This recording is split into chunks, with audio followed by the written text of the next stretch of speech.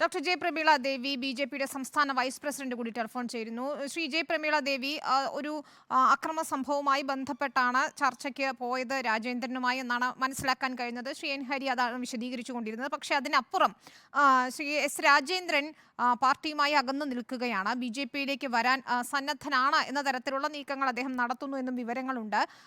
താങ്കൾ ബി.ജെ.പിയുടെ സംസ്ഥാന വൈസ് പ്രസിഡന്റാണ്. ആ രീതിയിൽ ചർച്ചകൾ നടക്കുന്നതായി അറിയാമോ? രാജേന്ദ്രൻ ഇക്കാര്യത്തിൽ ഏതെങ്കിലും സംസാരം നടത്തിയിട്ടുണ്ടോ? ഒന്നുമില്ല. അത്തരം കാര്യങ്ങളൊന്നും ചർച്ച ചെയ്യപ്പെട്ടിട്ടില്ല. നമ്മൾ ഇവിടെ അദ്ദേഹവുമായി സംസാരിച്ചത് ഈ നടന്ന ആക്രമണത്തെക്കുറിച്ച് കൃത്യമായ ധാരണയുള്ള ഒരു വ്യക്തിയാണ് അദ്ദേഹം.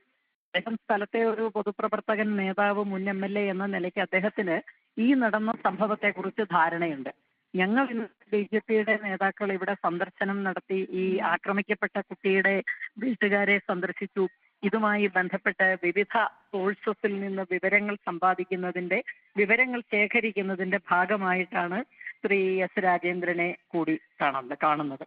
അതിനപ്പുറം അതിന് യാതൊരു രാഷ്ട്രീയമായ പ്രാധാന്യവുമില്ല. ഇത് രാഷ്ട്രീയം കൂട്ടിക്കലർത്തേണ്ടുന്ന ഒരു വിഷയമല്ല എന്നും താങ്കൾക്ക് ഊഹിക്കാവുന്നതേ ഉള്ളൂ. വിഷയത്തിൽ അങ്ങനെ തന്നെ ആയിരിക്കാം. പക്ഷേ ഇതിൽ എസ് രാജേന്ദ്രൻ തെരഞ്ഞെടുപ്പിന് മുൻപ് തന്നെ പാർട്ടിയുമായി അകന്നു നിൽക്കുകയാണ്. പക്ഷേ ചില പരിപാടികളിലൊക്കെ പങ്കെടുത്തിരുന്നെങ്കിലും അദ്ദേഹം തീർത്തും അതൃപ്തൻ തന്നെയായിരുന്നു. പ്രകാശ് ജാവദേക്കറുമായി ദില്ലിയിൽ വെച്ച് ഉൾപ്പെടെ കൂടിക്കാഴ്ച നടത്തുകയും ചെയ്തതാണ്. കുറച്ചു ദിവസം കൂടി കാത്തിരുന്ന ശേഷം കാര്യങ്ങളൊരു തീരുമാനമെടുക്കുമെന്നാണ് പറഞ്ഞത്. താങ്കൾ BJP-യുടെ സംസ്ഥാന വൈസ് പ്രസിഡന്റാണ്. നേതൃത്വവുമായി ഈ രീതിയിലുള്ള ചർച്ചകൾ നടക്കുന്നുണ്ടോ? അദ്ദേഹം വരാൻ തയ്യാറാണെങ്കിൽ BJP-ക്ക് അത് സ്വീകാര്യമായിരിക്കില്ലേ? അല്ല, അത്തരം കാര്യങ്ങളെക്കുറിച്ചൊന്നും എനിക്കറിയില്ല. കാരണം ഞാൻ അത്തരം കാര്യങ്ങളെക്കുറിച്ച് ഇന്നത്തെ ഒരു സംഭാഷണത്തിൽ, കൂടിക്കാഴ്ചയിൽ സംസാരിക്കാൻ ശ്രമിക്കുകയോ മനസ്സിലാക്കാൻ ശ്രമിക്കുകയോ ചെയ്തിട്ടില്ല. അതൊക്കെ പാർട്ടിയുടെ ഉപരിഘടകങ്ങൾ തീരുമാനിക്കേണ്ടുന്ന കാര്യങ്ങളാണ്.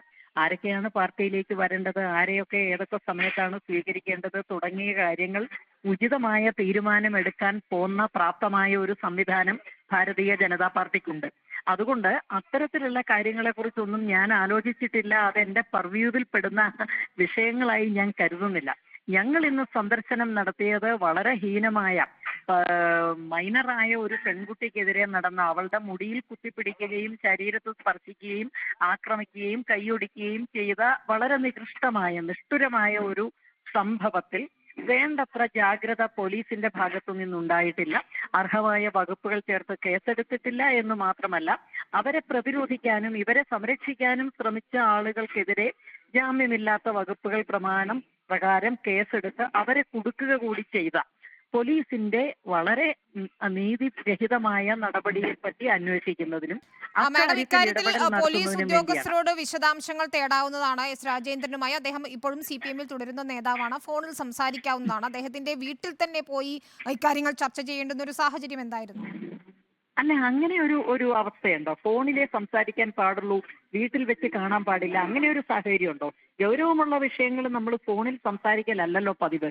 ഈ വിഷയത്തെക്കുറിച്ച് അദ്ദേഹത്തോട് നേരിട്ട് കാര്യങ്ങൾ ചോദിക്കാൻ, അദ്ദേഹത്തെ നേരിട്ട് സന്ദർശനം നടത്തി അവിടെ ചോദിച്ചറിയുന്നതല്ലേ. പോലീസ് ഉദ്യോഗസ്ഥരുമായി സംസാരിച്ചില്ലേ? കാരണം പോലീസ് നടപടി എടുക്കുന്നില്ല എന്നതാണല്ലോ ആക്ഷേപം. എസ് രാജേന്ദ്രൻ പോലീസ് ഉദ്യോഗസ്ഥരുമായി ഞങ്ങൾ DYSP, മൂന്നാർ DYSP-യെ കാണാൻ ശ്രമിച്ചു. അദ്ദേഹത്തിന്റെ ഓഫീസിൽ ചെന്നിരുന്നു. പക്ഷെ അദ്ദേഹം ആ സമയത്ത് അവിടെ ഉണ്ടായിരുന്നില്ല.